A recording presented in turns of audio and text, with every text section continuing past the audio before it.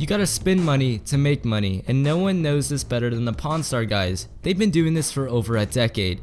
Naturally, in that time, some very big buys will come their way. That is why today we will be getting into the 10 most expensive purchases on Pawn Stars. But first, here's a quick word from Hypelit. Hey, did you know Hypelit Store makes the coolest merchandise just for you? Place your order today as everything is 50% off and get completely free shipping no matter where you are. HypelitStore.com, there's a bit of everything for everyone. A man who has invested in over 200 pounds of silver entered Rick's shop, but by the time 12 years had passed since he made that investment and the price of silver had skyrocketed. Right then, Rick knew he could sell it immediately. So after a quick authentication that the silver was pure, he was happy to take it off his hands for a priceless sum of $111,000. Hey, what do we got here? A whole lot of silver. Let me help you out real quick. The old man is crazy about silver. He's gonna be like a kid on Christmas morning when he sees this. 90% silver dimes over here, some quarters. I got these bars, and this thing alone is almost 75 pounds. Oh, that's cool. Most people don't realize until 1964, all U.S. dimes, quarters, half dollars, silver dollars were all made out of silver. Considered a piece of relic to many people, a piece of presidential history, described as once-in-a-lifetime item by Rick, he had to have it. The item was a cigar box that once sat on the President John F. Kennedy's desk in the Oval Office. It even included some unsmoked cigars. Considering another of JFK's cigar boxes sold for over $500,000 back in the 90s, Rick was really onto a winner when he was able to take this off the gentleman's hands for $60,000. This is John F. Kennedy's cigar box. Sure is. And inside are the remaining unsmoked cigars. So I made a private deal with the White Estate to buy some of the items. All right. His personal cigar box sold for over $500,000 to the guy who owns Cigar Aficionado magazine. So someone smoked 3 of the cigars. Not me. That's how I got it. Perfecto Garcia incense? Is that what it says on them? Perfect.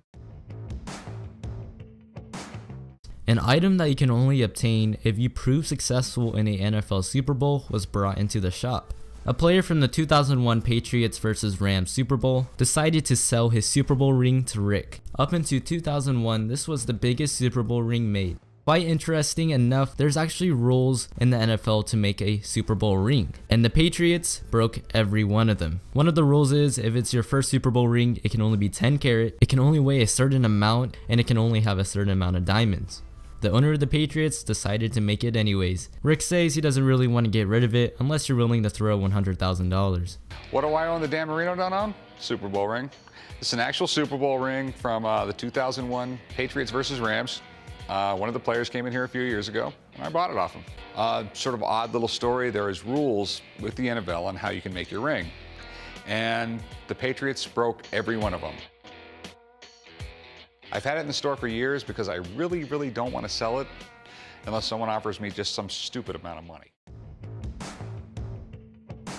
Sunken treasure can always be a mystery. You never know the journey that it has taken. But when you have the opportunity to buy one, you might want to take a closer look. A woman brought a 1602 shipwrecked Dutch East India Company bell to the Pawn Stars. Immediately, they took huge interest.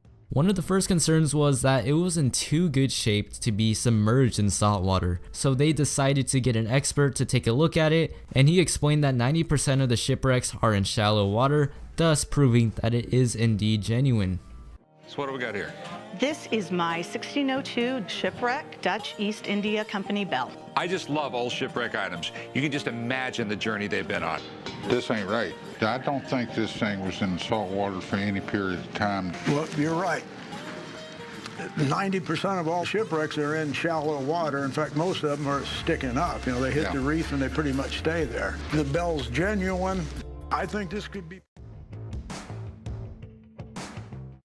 The convertible was created with one thing in mind: luxury. With its 150 horsepower V12 engine, it was more powerful than most cars of its era. So when Rick and the old man went to check out an exceptionally maintained 32 Roadster, they knew they had to go big if they wanted to ride off with this vintage beauty. In the end, it was $95,000 big, paid in cash, which the owner then pushed back over the counter to buy $95,000 worth of gold. What do we have here? You got a 1932 Ford Roadster here.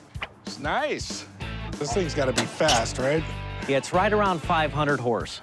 Yeah, not a lot of room, man. I feel like a sardine in this thing. Good, man. Good to see you. So what do you think? I think I love it, to be honest with you. Ain't nothing cooler than a 1932 Ford hot rod. This custom guitar belonged to American guitarist Mary Ford, who was the wife of legendary guitarist Les Paul.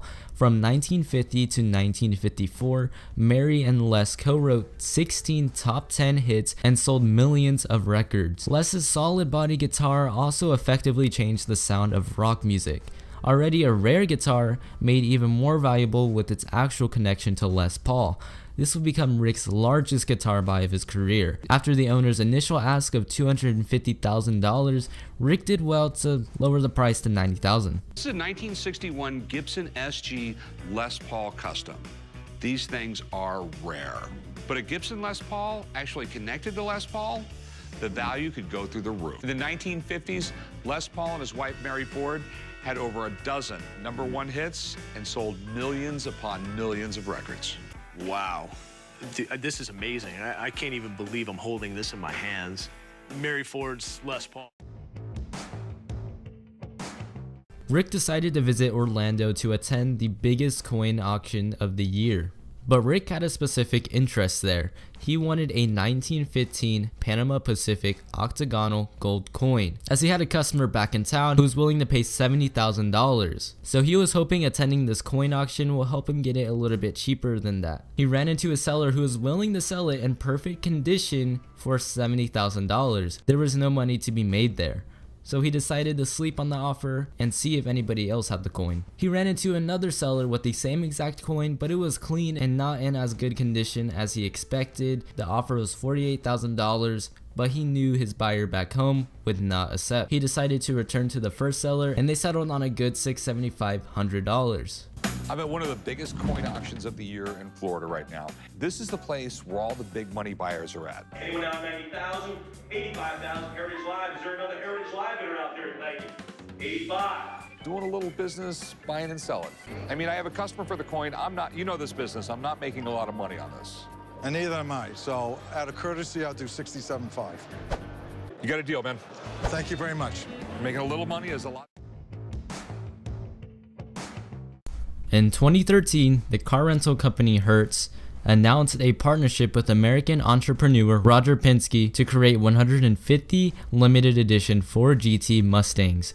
When a gentleman brought Rick one of the first 10 ever built, Rick asked professional NASCAR driver Joey Logano to give it a test drive. Happy that everything was in working order, Rick struck a deal at $60,000. So, this guy's selling it, and actually I was hoping someone might test drive it for me. I'm always up for that. I just want to make sure there's no problems at high speed. Think he's had this thing this fast before? I doubt it. We're really doing 150? I think the good thing about this car is that it was never rented out to some guy like me. She runs the short track over there, a little quarter mile.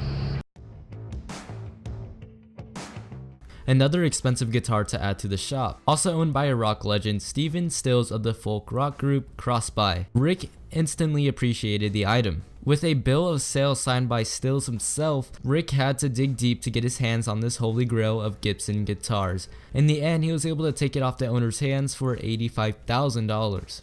Cool. I would absolutely love to get my hands on this guitar. It's beautiful, it's rare, and it was owned by a rock and roll legend. But it almost seems too good to be true.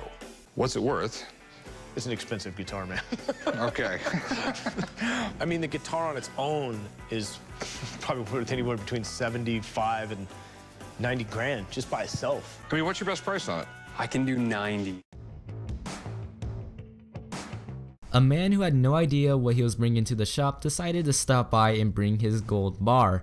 This gold bar was very unique. It had a specific stamp that indicated its age, So they had an expert take a look at it, and he was able to clarify that it was indeed sunken treasure. So basically, if it's sunken treasure, you would take the value of the gold after it's melted and you would double that. And he was easily able to turn $24,000 into 48 grand. The Pawn Stars gladly accepted that piece of art. What do we got here?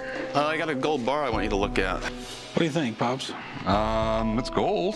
I mean, it looks like shipwreck stuff. I buy gold from people every day, but I never have gold bars from a shipwreck walk into my shop. So you're telling me that's worth $48,000? In that neighborhood. Yeah, that's what I'm talking about. All right, thanks for coming in, Mel. My pleasure. Thank you so much for watching, guys, and don't forget to leave a thumbs up and subscribe to our channel if you're new. Also, don't forget to turn that post notification bell on so you never miss our uploads. Thank you again for watching, and we'll see you next time.